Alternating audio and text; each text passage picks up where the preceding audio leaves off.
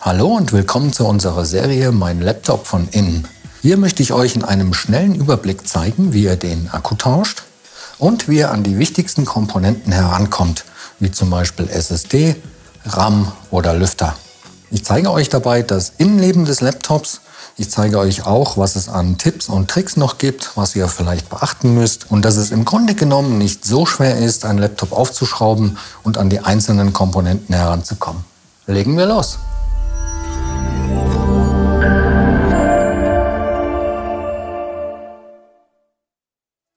So, wir haben hier ein Tablet von Fujitsu und zwar ein Stylistic Q739.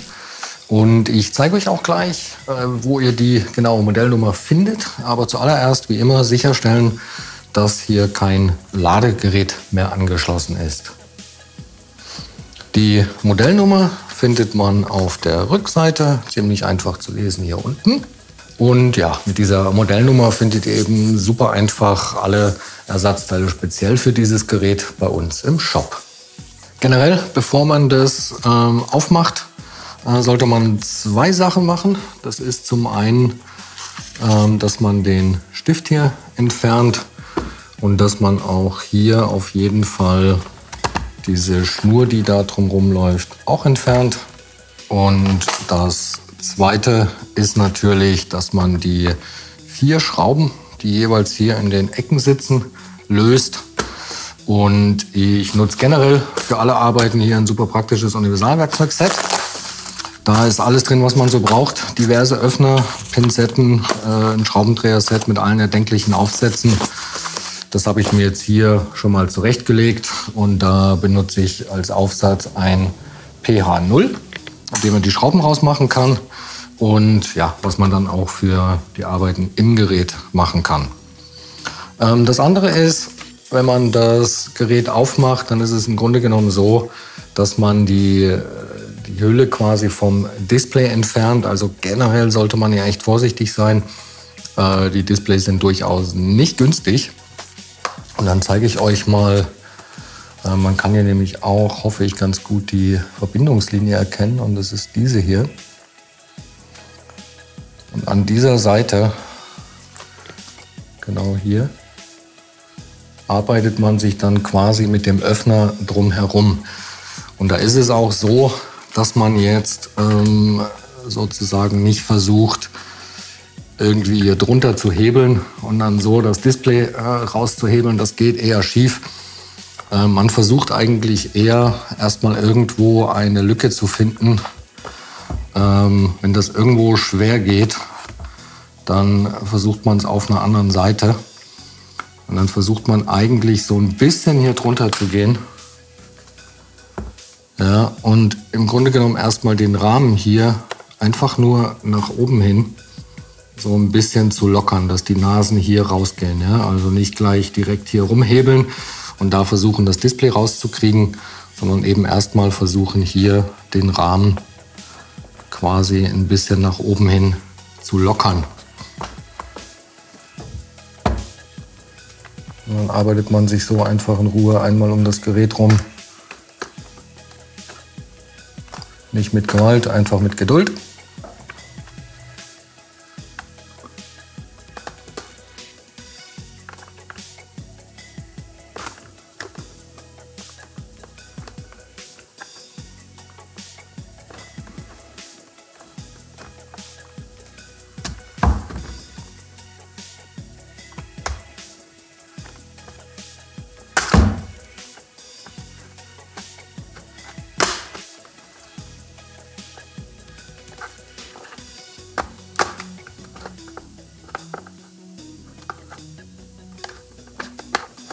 Und dann auch nicht vergessen, wenn man es gelöst hat, dass da natürlich noch Kabelverbindungen sind, die vom Bildschirm auf das Mainboard laufen.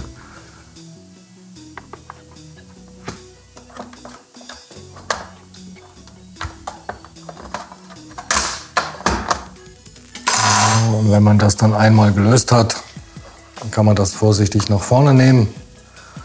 Und dann sieht man hier auch schon die beiden Kabelverbindungen.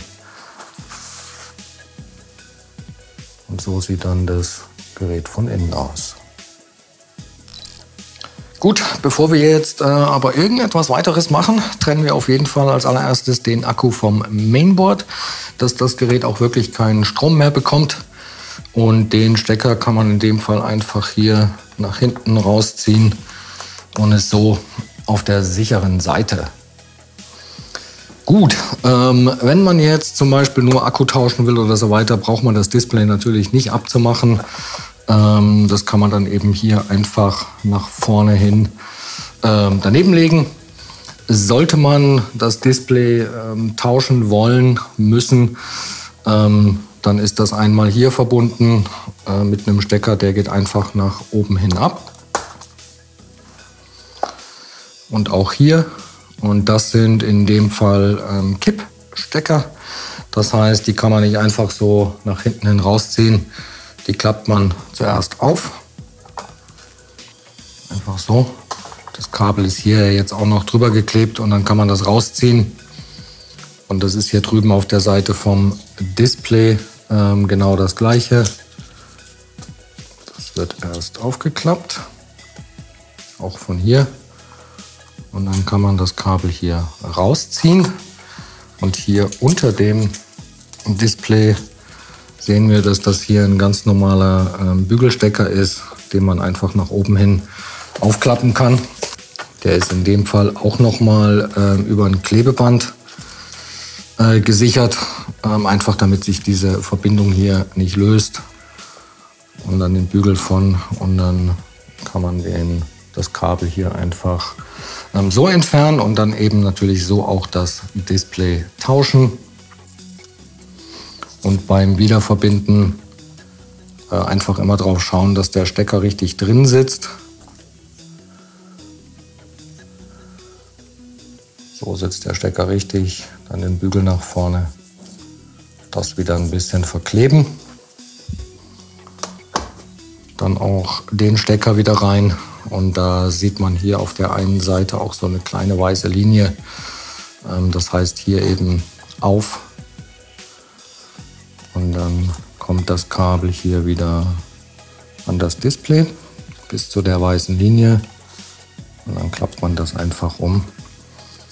Und hier eben natürlich dann in diese Richtung kommt die Seite einfach von oben wieder auf den Stecker drauf.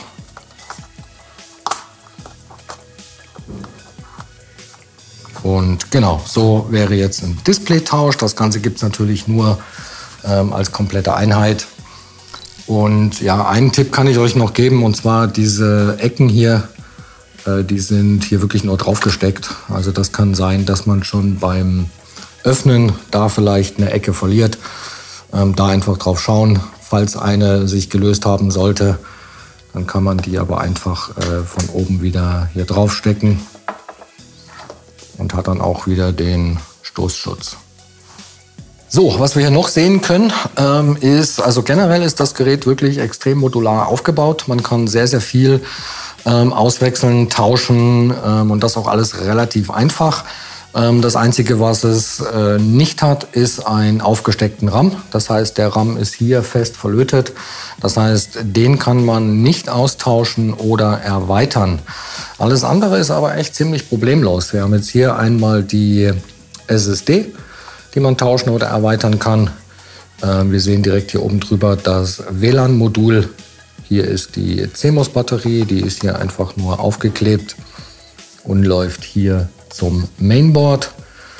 Hier drüben sehen wir das LTE-Modul. Hier übrigens auch, das ist die Ladebuchse, und auch die Ladebuchse lässt sich tatsächlich einzeln tauschen. Die wird hier mit dem Mainboard verbunden, also auch die kann man hier einfach rausziehen und tauschen. Dann haben wir hier den Heatsink und den Lüfter. Der Lüfter lässt sich auch einzeln tauschen, dazu später mehr. Hier ist die Kamera, die ist mit einer Schraube hier drüben befestigt, lässt sich also auch relativ leicht auswechseln.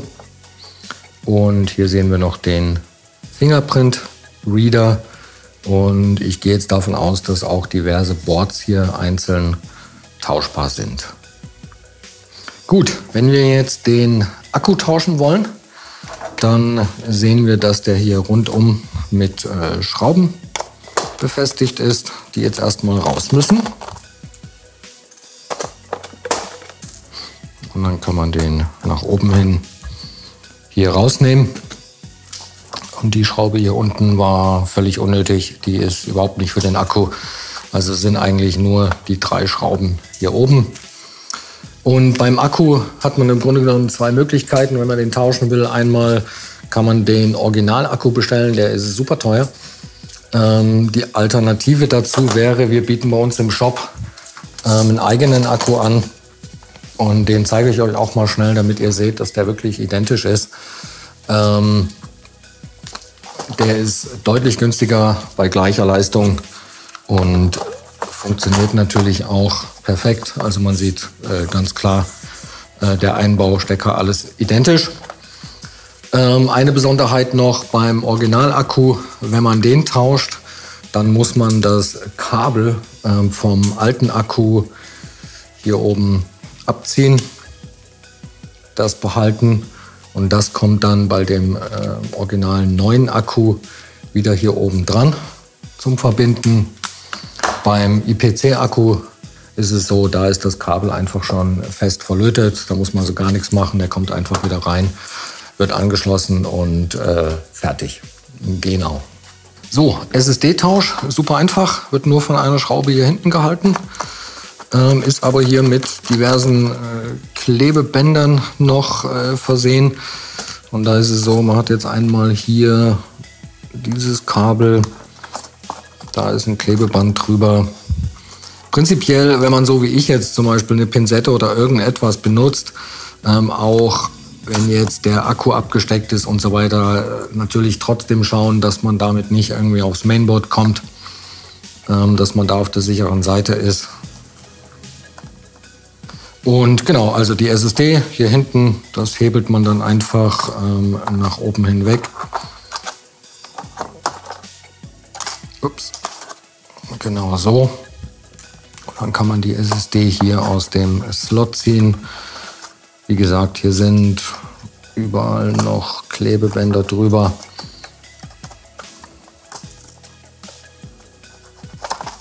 So. Und auf die Art und Weise kann man die SSD super tauschen. Auch beim Einbau. Die SSDs gehen ja generell immer nur in eine Richtung wieder zurück in den Slot. Also man würde die so jetzt gar nicht hier reinkriegen. Von dem her ist der Einbau dann auch echt einfach. Und da einfach schauen, dass die wirklich bis zum Anschlag wieder drin sitzt. Und dann muss man einfach das hier wieder drüber fummeln.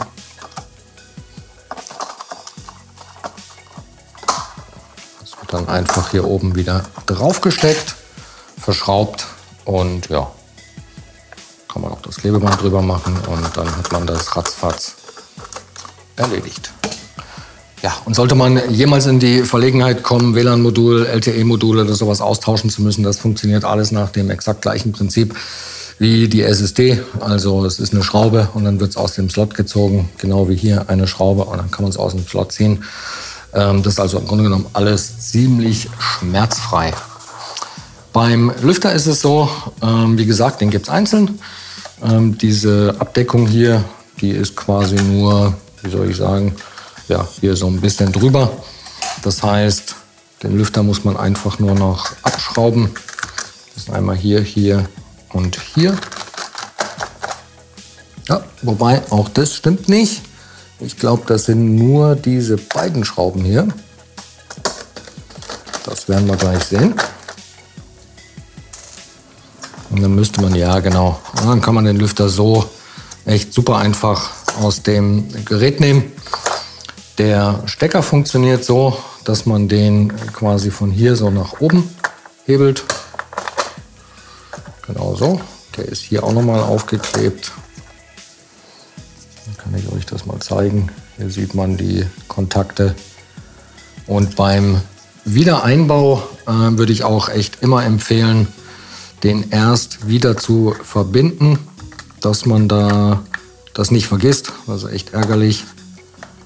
Der kommt dann einfach hier drauf und wird wieder nach unten gedrückt. Einfach schauen, dass der da wieder richtig drin sitzt. Ja, und dann schiebt man den einfach hier unten wieder auf die Gewinde drauf, verschraubt den und ratzfatz erledigt. Gut, Akku kommt jetzt wieder einfach in das Gerät. Und da ist es so, ja, also die Schrift zeigt quasi nach unten, beziehungsweise ja, der Stecker hier auf der linken Seite. Der wird dann erst hier vorne so ein bisschen eingehakt und fällt dann hier unten schon perfekt auf die Gewinde und kann wieder verschraubt werden. Die eine unnötige Schraube machen wir auch wieder hier rein. Wie gesagt, das sind ja nur die 3 hier oben.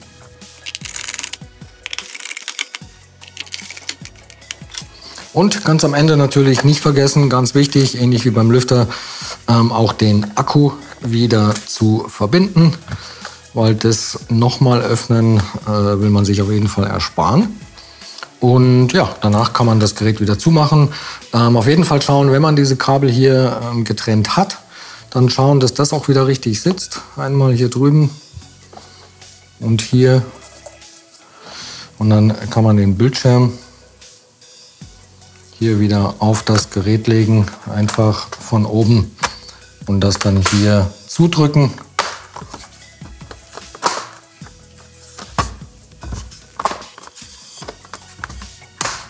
Das geht sehr, sehr einfach, also viel, viel einfacher als das Aufmachen. Da eben einmal schauen, dass wirklich überall alles zu ist, so wie hier, dass keine Lücken mehr zu sehen sind. Und ja, dann müssen nur die 4 Eckschrauben wieder verbunden werden. Und ja, dann kann man natürlich auch den Stift hier wieder reinfriemeln. Das überlasse ich dann euch. Und ja, so schnell geht das hier. So, ich hoffe, das Video hat euch weitergeholfen. Wenn ihr noch Fragen oder auch Anregungen habt, lasst uns gerne einen Kommentar da. Und dann wünsche ich euch viel Spaß beim Schrauben. Bis zum nächsten Mal. Ciao.